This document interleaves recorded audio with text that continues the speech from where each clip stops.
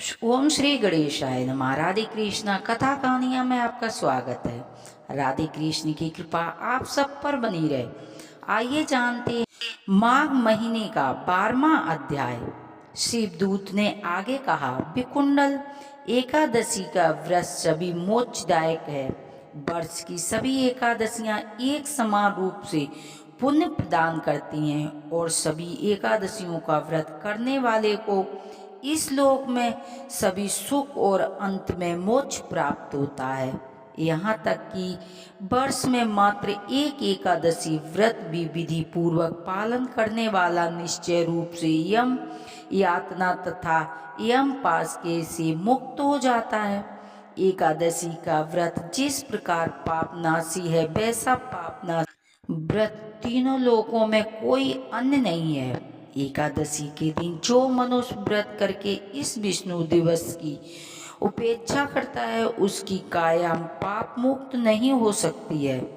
यह एकादशी व्रत समस्त भोगों का सुलक्षणा, पत्नी योग, पुत्र धन धान्य आरोग्य तथा यश देने वाला, वैदिक और दैविक पापों का नाश करने वाला एकादशी व्रत दोनों लोकों में सुख की कामना करने वालों को अवश्य ही करना चाहिए। जो श्रद्धालु एकादशी के दिन व्रत धारण करके रात्रि में जागरण करते हैं, भगवान विष्णु का जप भजन तथा कीर्तन करते हैं, वे अपने पुण्य प्राप्त से अपने मातृपक्ष तथा पितृपक्ष 10 पीढ़ियों का उद्धार करते हैं। भगवान विष्णु के दूत ने आगे कहा, समस्त एकादशी व्रतों में करते तथा माघ स्नान करने का सभी वर्णों और धार्मिकों में स्त्री पुरुष को समान एक से अधिक है।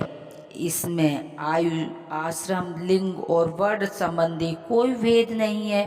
एकादशी व्रतों को धारण करने वाले तथा माघ स्नान करने वाले सभी मनुष्य पाप से मुक्त होकर मुक्ति प्राप्त करते हैं और समस्त धर्म प्रेमियों को माघ स्नान, एकादशियों का व्रत तथा विष्णु की पूजा आराधना अवश्य करनी चाहिए।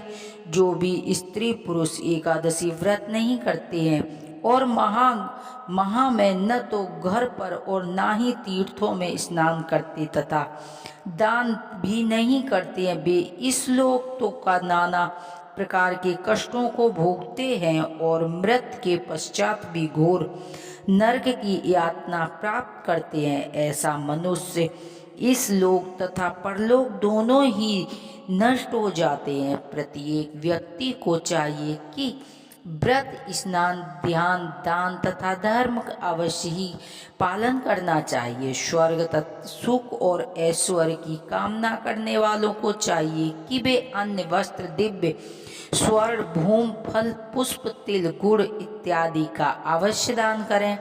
दान न करने से परलोक में कुछ भी प्राप्त नहीं होता है। अंत प्रत्येक व्यक्ति को अपनी श्रद्धा तथा सामर्थ्य के अनुसार अवश्य दान करना चाहिए। हे वैश्वर, निर्धन मनुष्य को बड़ा दान कर सकते हैं, किंतु फिर भी उन्हें अपने सीमित साधकों में से एक अन्न, जल इत्यादि का दान अवश्य करना चाहिए। यदि दरिद्रता, बस, अभाव या फिर अन्य किसी कारण से दान करने को कोई भी वस्तु उपलब्ध नहीं है, तो वह याचक स्वागत की मीठे वचनों को करना चाहिए। जो व्यक्ति दान करने की शक्ति सामर्थ्य होने पर भी कृपा करता है, उसे वशीभूत होकर दान नहीं करते हैं। और ऐसे व्यक्ति जो कुपात्रों को दान देते हैं, नाना प्रकार के कष्टों को भोगना तथा संकटों और चिंताओं से ग्रसित रहकर सदैव अशांत बने रहते हैं। अंत में विष्णुदूत ने कहा, हे वैश्वर, तुम मुझसे अब अपनी किस शंका का समाधान चाहते हो अथवा और क्या सुनना चाहते हो, स्पष्ट रूप से कहो। 12वां अध्याय यहीं पर विराम होता है। कल सुनेंगे 13वां अध्याय। सुनते हैं आरती। ओम जय जगदीश हरे, स्वामी जय दीननाथ हरे, भक्ति जनों के संकट क्षण में दूर करे। ओम जय जगदीश हरे, जो ध्यावे फल पावे, दुखी बिन से मन का, सुख संपत्ति घर आवे, कष्ट मिटे तन का। ओम जय जगदीश हरे। मात पिता तुम मेरे, शरण गहूँ किसकी, तुम बिन और न दूजा, आस करूं जिसकी। ओम जय जगदीश हरे।